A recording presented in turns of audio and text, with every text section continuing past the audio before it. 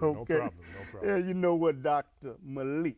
You know what I need to ask you? We're gonna start with kids, but I can Okay. really, almost go anywhere. Okay. You hear these young kids that are walking around.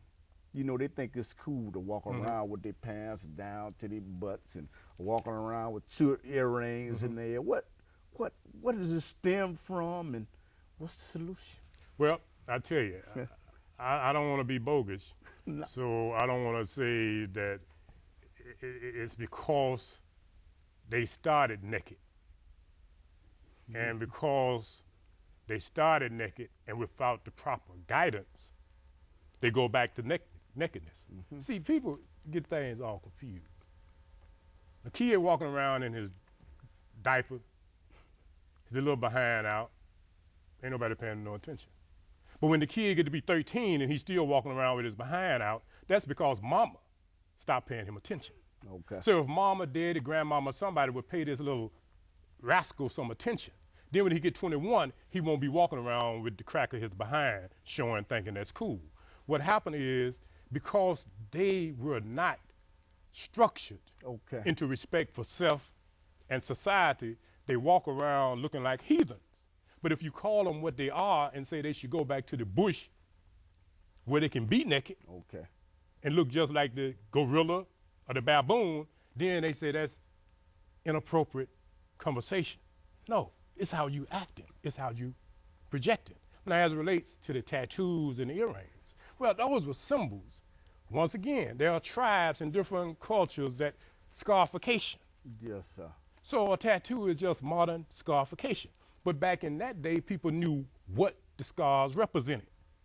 Now, a sucker will just put anything on their body and not know. But sometimes you put symbols on your body that works against you. Once again, that's because they don't have supervision and they don't have knowledge, and they're so stupid that they just follow whatever they see. Now, I think the earring is something they need to understand. Some of y'all remember when you're talking about kids.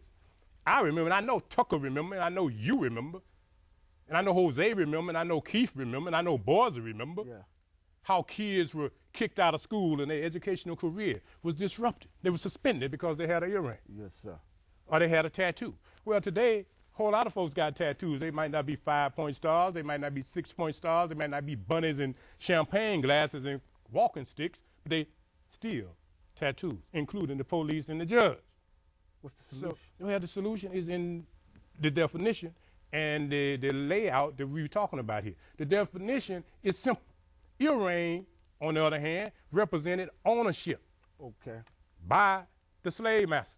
So when you look at what you got and what condition you got, and you try to find a solution, well, the solution ain't something that I can speak on because I don't have that problem.